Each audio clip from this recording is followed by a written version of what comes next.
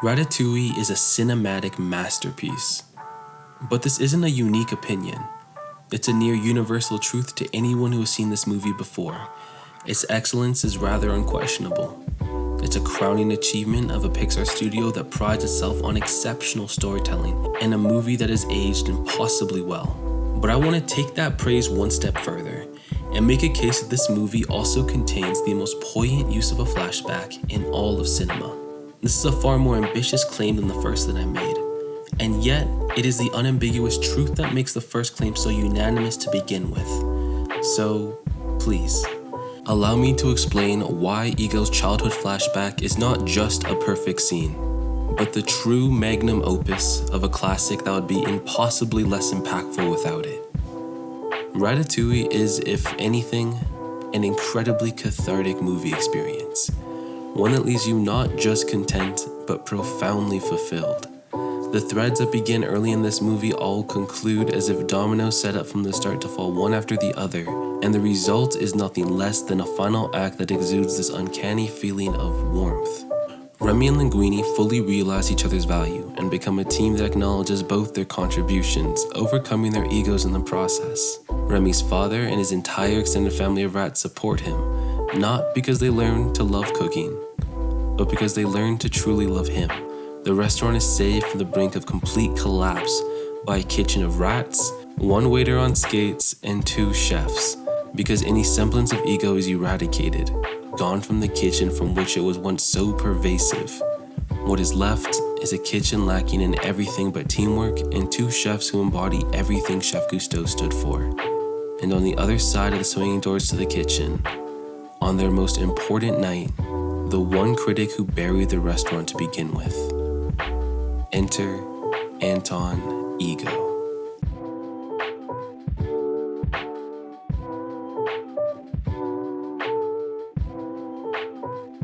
Amusing title, Anyone Can Cook.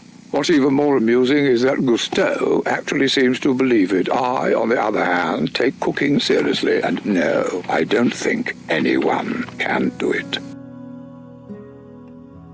Anton Ego is many things, but he is not and never has been a villain. He is a pessimist, unforgiving, and unwavering in his beliefs, but more than anything, Anton Ego is a lover of exceptionally good food.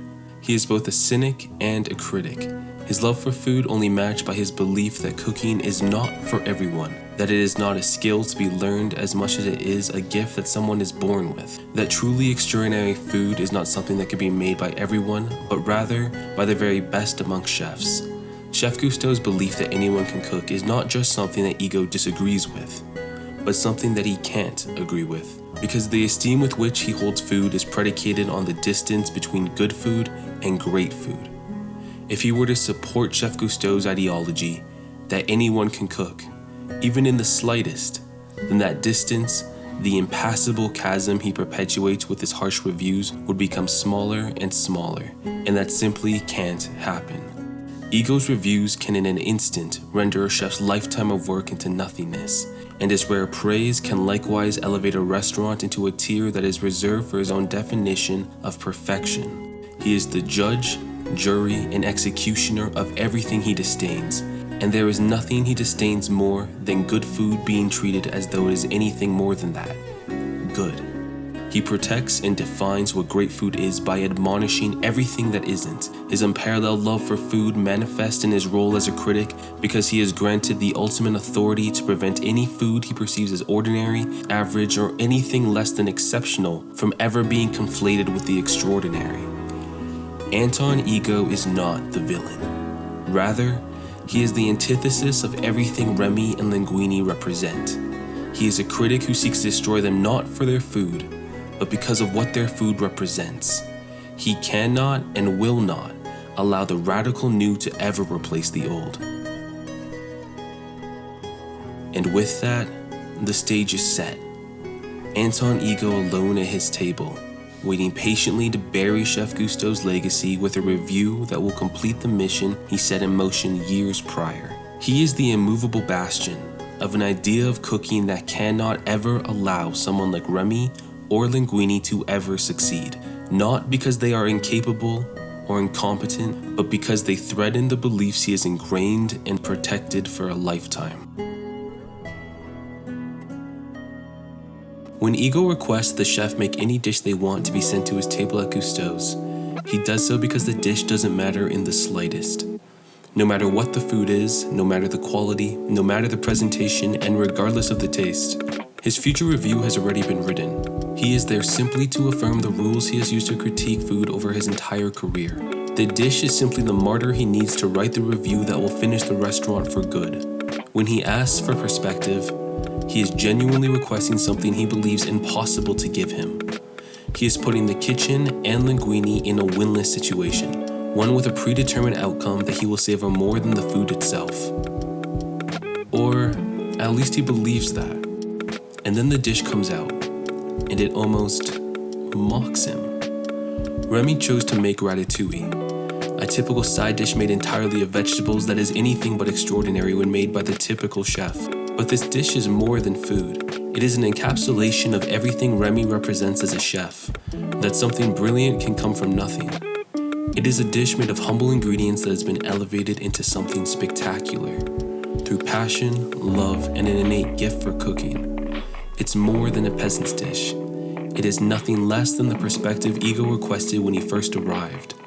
And then he takes his first bite. And as he swallows both the food and his own pride, he is sent into a flashback that says more in seconds than any amount of dialogue could ever convey. It is nothing less than the perfect flashback. The colors change from dreary to amorous in an instant, as his eyes widen and we enter a single memory of Ego's from his childhood, one coated in warmth, as his mother cooks him ratatouille after he comes home on the verge of tears after falling off of his bike. The gentleness of his mother, the safety of his home, and the profound comfort of her touch, all remembered in full as he tastes ratatouille that for a moment unlocks a memory saturated in pure bliss. Everything we need to know as the audience conveyed entirely through emotion that is jarringly palpable.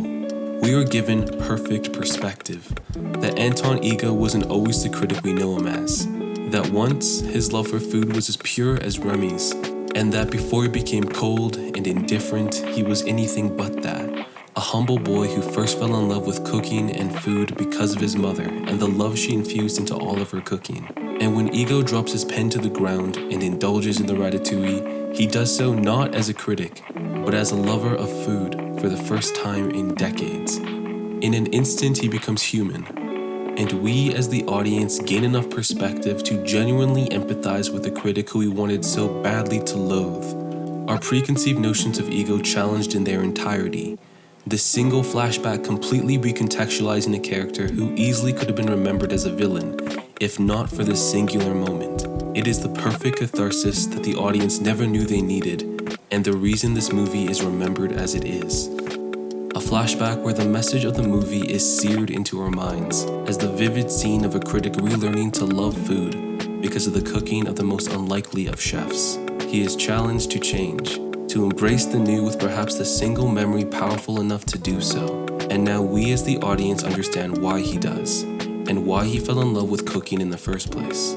His cold demeanor vanishes, as the rules he so adamantly guarded become inconsequential in the presence of a dish that is pure artistry. It took a single flashback to perhaps his dearest memory to truly understand that Ego's twisted perception of cooking was in defense of the old, of the dishes he can remember his mother making, but can never taste again. Anything new could be good, great even, but never as good as the food his mother poured her love into.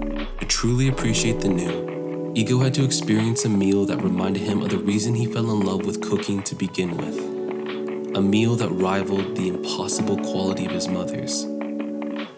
This impossible precedent is met in a restaurant he has despised for years, with a dish made by a chef that contradicts everything he understands about cooking.